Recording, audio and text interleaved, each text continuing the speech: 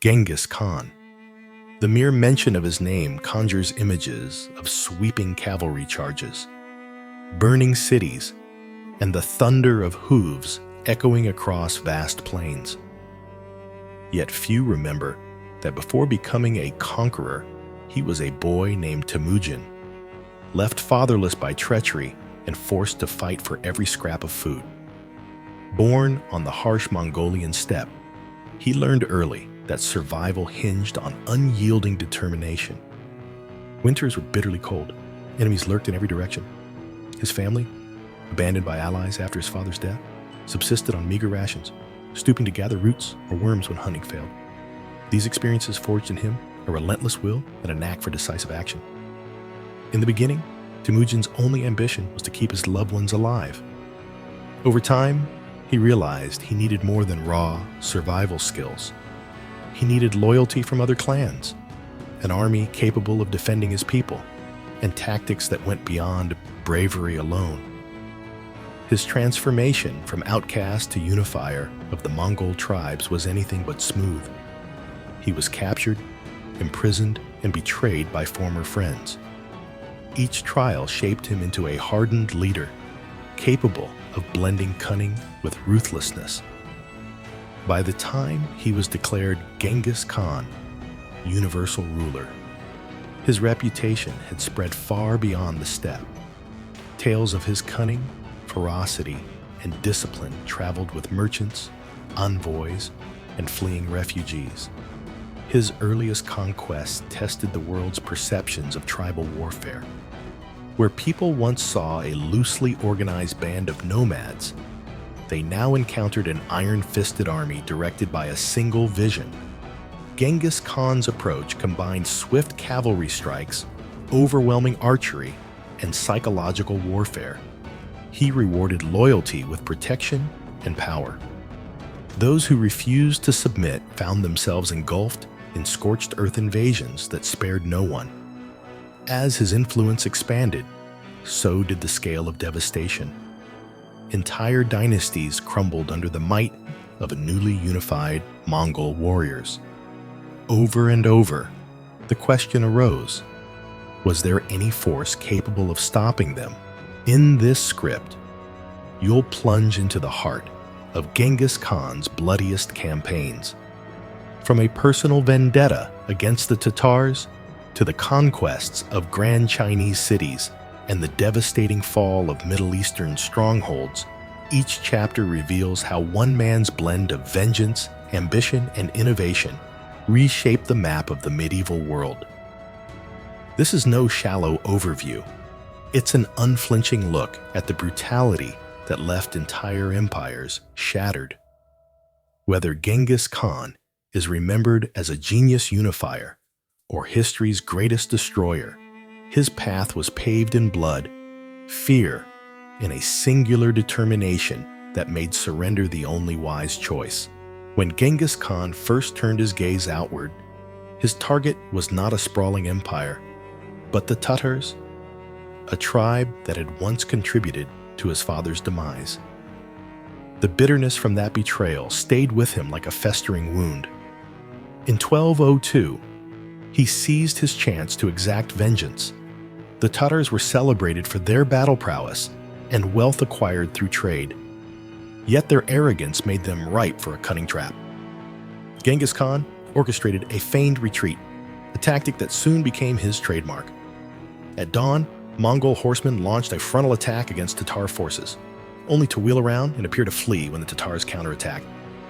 Eager for a quick victory, Tatar warriors charged, believing they had the upper hand. Little did they know Mongol archers lay hidden along the outskirts, waiting for the signal. At the perfect moment, Genghis Khan's hidden forces unleashed a lethal barrage of arrows. Thousands of Tatar warriors were pinned down, their horses collapsing in the confusion. The cries of men and animals blended into a single, deafening roar of panic. By noon, it was clear the Tatars were finished. In the aftermath, Genghis Khan issued an order that left few survivors. All Tatar males old enough to fight were to be executed, ensuring no future vengeance against the Mongols. Women and children were assimilated into Mongol society, their labor and skills absorbed into the very force that had conquered them. To Genghis Khan, this was both justice and a strategic move to bolster his ranks. Word of the Tatar destruction spread like wildfire, warning every neighboring tribe betrayal would be punished with total obliteration. For Genghis Khan, this victory signaled the end of a personal feud and the start of a far larger mission.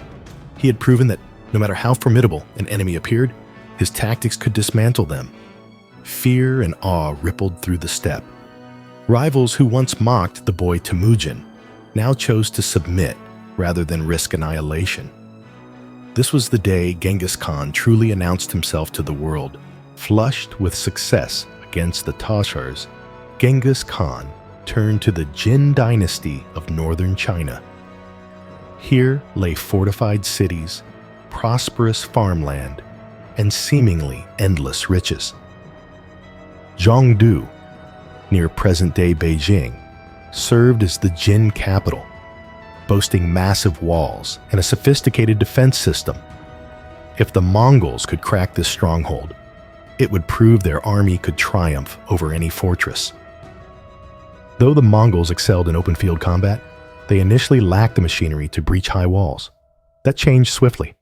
Captured artisans and engineers were compelled to design and construct siege weapons, towering catapults, battering rams, and siege towers that could hurl fire and stones. Genghis Khan studied these contraptions with fascination. He merged the ingenuity of conquered peoples with the precision and discipline of Mongol horsemen. By 1215, Jong-du was surrounded. Siege engines hammered the city day and night, their crashing impacts echoing miles away. Defenders braced themselves behind parapets, showering arrows and flaming oil down on the besiegers. Yet the Mongols were patient and unrelenting. They tightened their stranglehold, cutting off all supply routes. Starvation soon haunted Jong-du's packed streets. Families rationed the last of their food, and epidemics ravaged those crammed inside cramped quarters. When the outer defenses finally yielded, Mongol warriors stormed through. Panic gripped the defenders, who tried to repel the invasion in narrow streets. Fires broke out in every district, whether sparked by clashing armies or citizens desperate to shield their homes. Toxic smoke billowed up, smothering the skyline. Resistance dissolved into chaos. Once the Mongols gained full control, a wave of destruction followed. Looting was rampant, and thousands were killed in the collapse of the city's final defenses. The siege of Jong-du forced the Jin dynasty into an irreversible decline. Genghis Khan's message rang clear. No fortress, however advanced, was safe. The Mongols were not just horsemen of the steppe. They were now masters of siege warfare. The stories that emerged of unstoppable engines, cunning tactics, and the decimation of an imperial capital resonate. After the triumph over the Jin dynasty, Genghis Khan set his sights on the broader Islamic world. The Khwarazm Empire stood at the crossroads of Central Asia, commanding vital trade routes and wealthy cities like Samarkand, Bukhara, and Nishapur.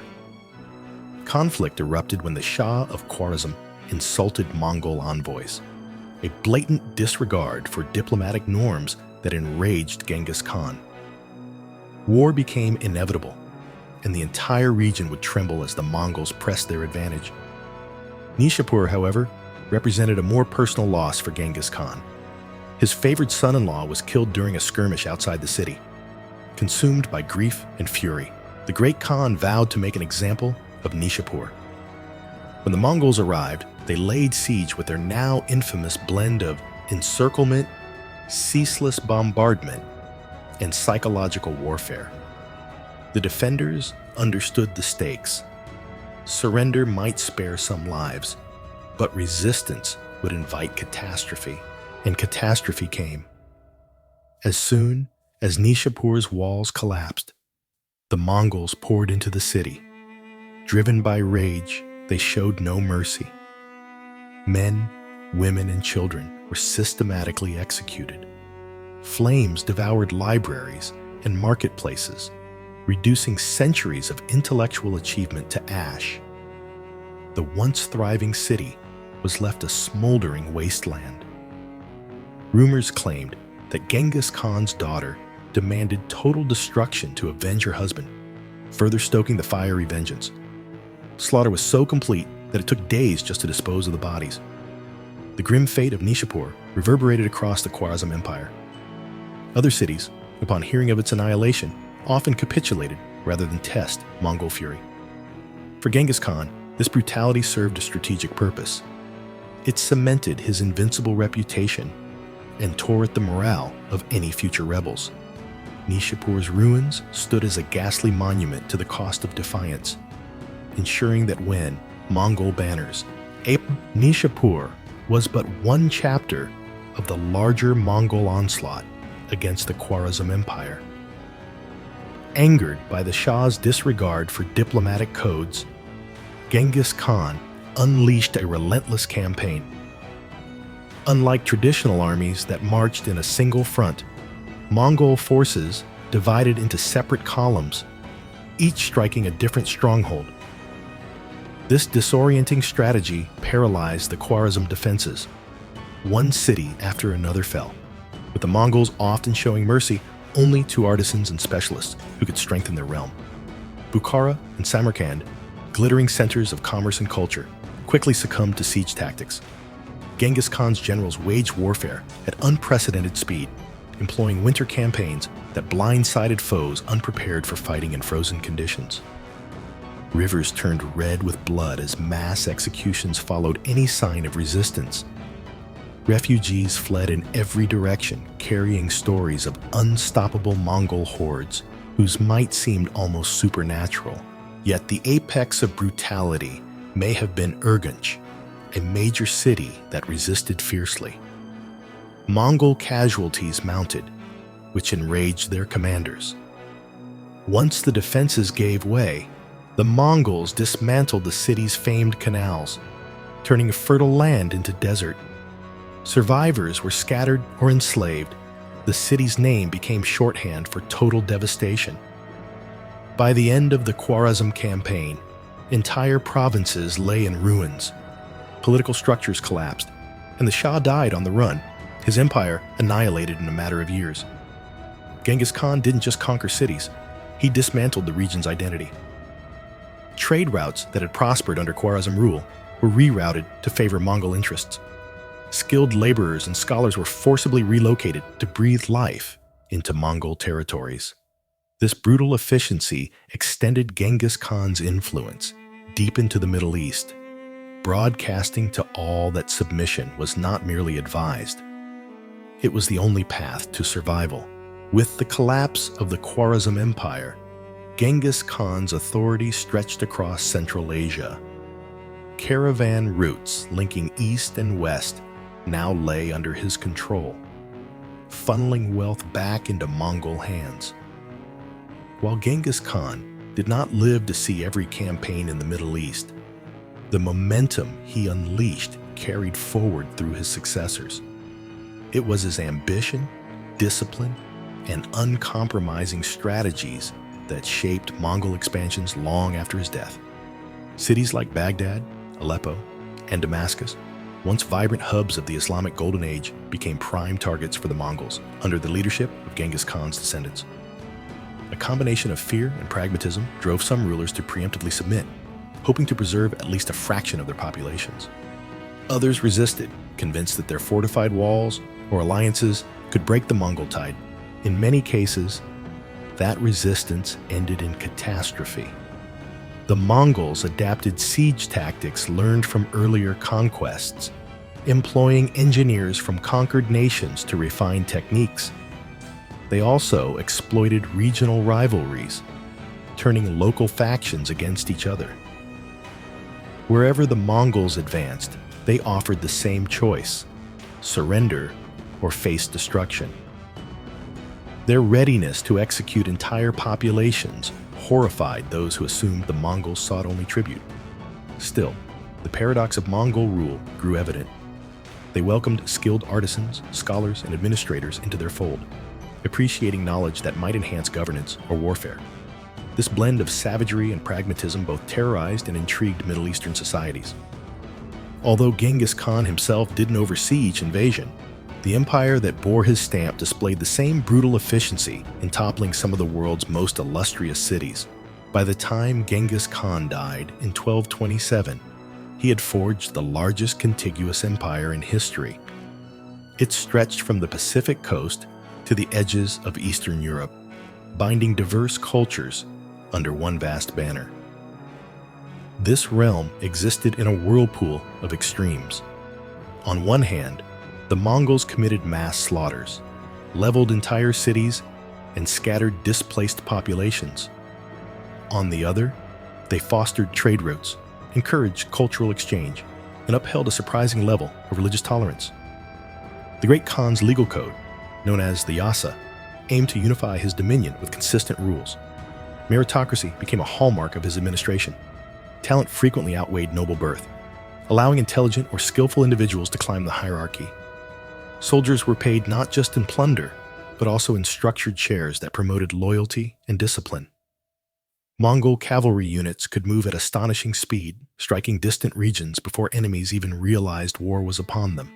Yet the darkest element of his legacy remains the blood-soaked conquest. Historians estimate that millions died in Mongol invasions, with entire provinces reduced to rubble. Survivors carried harrowing accounts of unstoppable armies, monstrous violence, and the chilling ultimatum, submit or die. His empire stands as a testament to both the boundless reach of a visionary conqueror and the unimaginable cost paid by those caught in his path. When examining Genghis Khan, one confronts contradictions that challenge simplistic labels. Was he an enlightened ruler building roads for trade, or a ruthless warlord who thrived on fear? In truth, he was both. His campaigns shaped the trajectory of Eurasia, influencing geopolitics, commerce, and cultural interchange for centuries.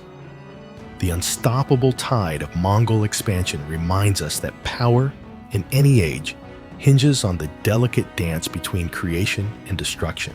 Centuries after his death, Genghis Khan remains an imposing figure whose shadow covers half the globe.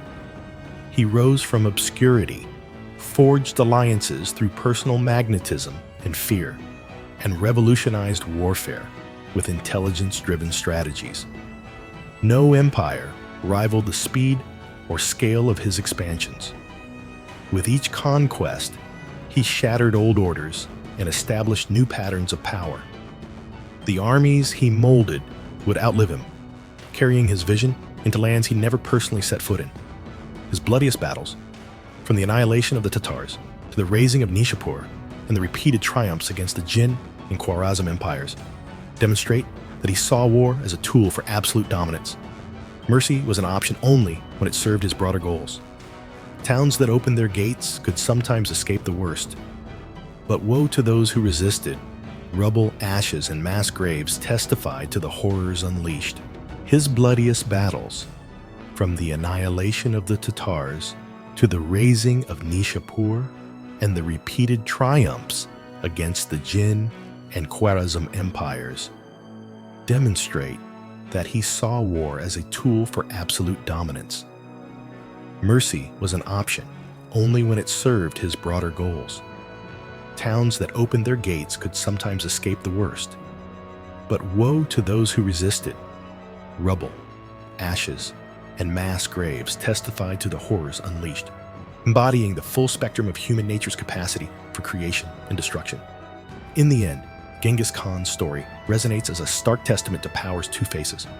His unstoppable ambition changed the world forever, reminding us that one person, driven by vengeance, genius, and iron will, can reshape civilizations in their image, for better or worse.